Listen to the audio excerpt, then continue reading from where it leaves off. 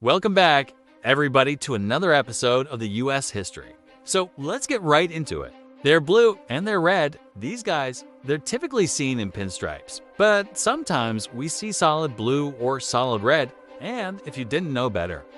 You might think that this is some kind of weirdly sexualized children's cartoon, but no.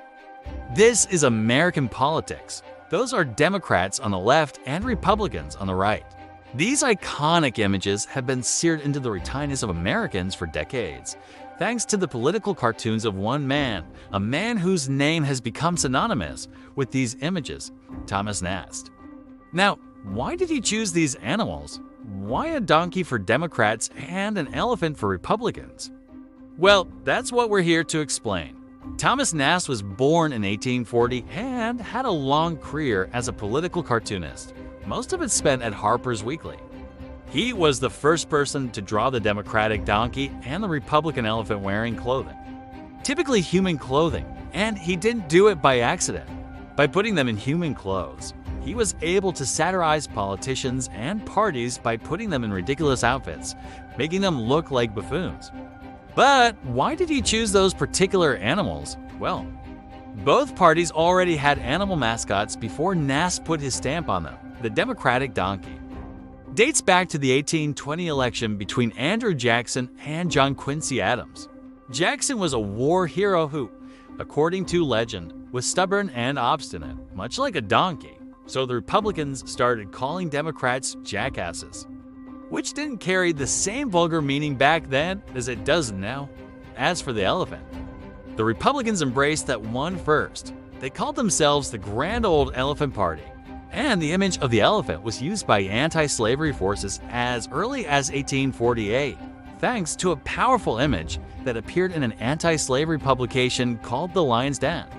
It showed an image of an elephant with a miniature American flag flying from its tusks and the caption, "The Republican Party is a political elephant." But once Nast started drawing them, things got weird. As we said, he dressed them in human clothing and gave them distinctly human characteristics, and that made us see them in a new way. But what solidified their place in our collective consciousness was a cartoon that Nast drew about. The 1860 presidential election between Republican Abraham Lincoln and Democrat Stephen Douglas.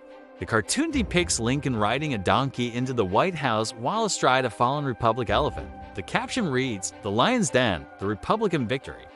The use of the lion in the title is a reference to the anti-slavery publication we mentioned earlier, and the image itself was widely circulated as a political broadside, a kind of early campaign ad.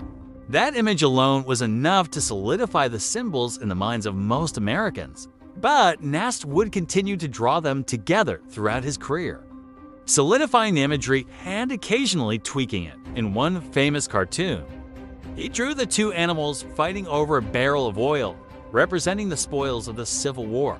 The donkey looks particularly nasty here, pulling the elephant's tail through a ring in his nose like a circus act. Even after he retired from Harper's Weekly, the symbols stuck, most famously. The Democratic donkey appears in The Wizard of Oz, albeit without any particular political meaning.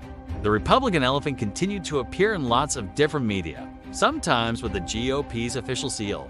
And today, they're still being used in campaigns all over the country. Even though fewer than half of Americans can name either party's nominee, but that doesn't mean that these symbols haven't had a lasting impact. When you see them, you react instantly, whether you're a Republican or a Democrat or something else entirely. And that's why Democrats are donkeys and Republicans are elephants. And thank you for watching. And that's why Democrats are donkeys and Republicans are elephants. And thank you for watching.